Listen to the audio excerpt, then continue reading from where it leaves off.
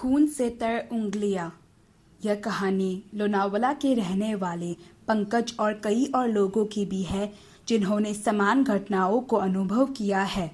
बहुत पहले यह सर्ववादित था कि एक निश्चित होटल की 13वीं मंजिल भूत द्वारा बनाई गई थी।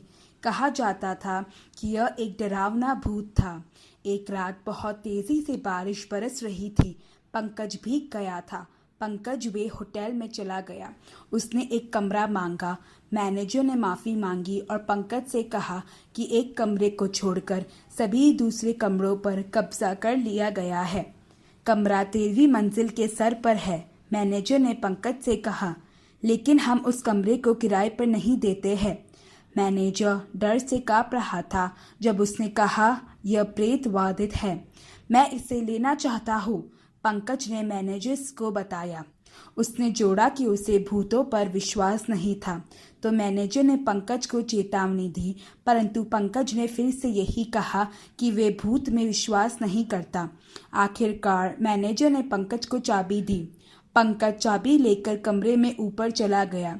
उसने कुछ नींद लेने का फैसला किया क्योंकि वह बहुत थका हुआ था। बस जब पंकज रोशनी बंद करने वाला था तो उसने एक बहुत डरावनी आवाज़ सुनी। दरवाज़ा खटखटाया और धीरे से खुला। एक पीली भूतिया आकृति कोठरी से निकली और आगे की ओर बढ़ी। उसकी उंगलियों से खून टपक रहा था। खूनी उंगलियां, भूत चिल्लाया, खूनी उंगलियां।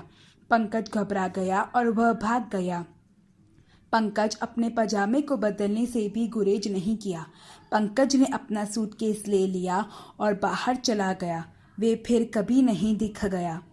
अगली रात एक बूढ़ी औरत होटल में दाखिल हुई। उसने भी एक कमरा मांगा। होटल अभी भी भरा हुआ था, 13वीं मंजिल के कमरे को छोड़कर। मैनेजर ने बुढ़िया को भूत के बारे में चेतावनी दी। बेटा, मैंने अपने दिन में काफ़ी देखा है। उसने मैनेजर से कहा, मुझे यकीन है ऐसा कुछ भी नहीं है जो मुझे मिल सके। वह भी चाबी लेकर कमरे में चली गई और जैसे ही वह लाइट बंद करने वाली थी, उसने भी एक डरावनी चीख सुनी और दरवाजे की खटखट सुनी। उसके सामने एक पीली आकृति खड़ी थी। भूत की उंगलियों से अभी भी खून टपक रहा था। खूनी उंगलियां, खूनी उंगलियां, भूत ने दोहराया।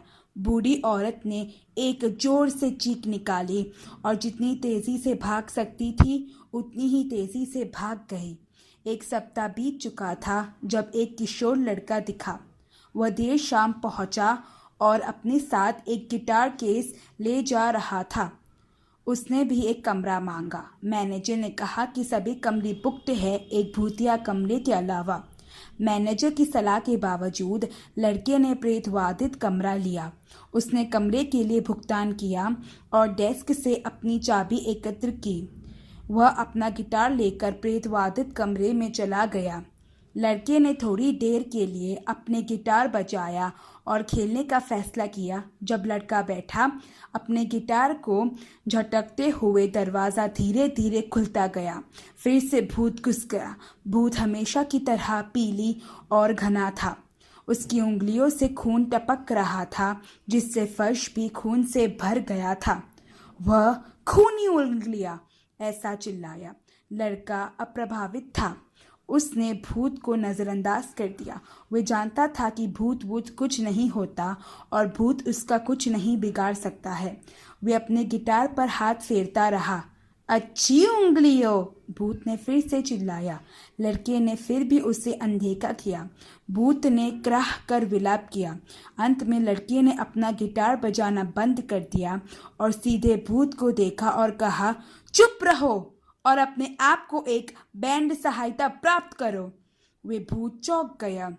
वे भूत गुस्से में आ गया क्योंकि वह लड़का उससे डर नहीं रहा था। इस कारण इस भूत ने लड़के को मार दिया। अब वे भूत लड़के के खून से अपनी उंगलियों को रंग कर घूम रहा था। वे भूत नहीं चाहता था कि उस कमरे में कोई भी रहे। इस कारण वे सभी मेहमानों को वह रूम से भगा देता था। इस कहानी से हम यह सीखते हैं कि कई बार अधिक होशियारी और ओवर कॉन्फिडेंस हमें खतरे में डाल सकती है। जब चेतावनी दी जाए तब उसका पालन करना चाहिए।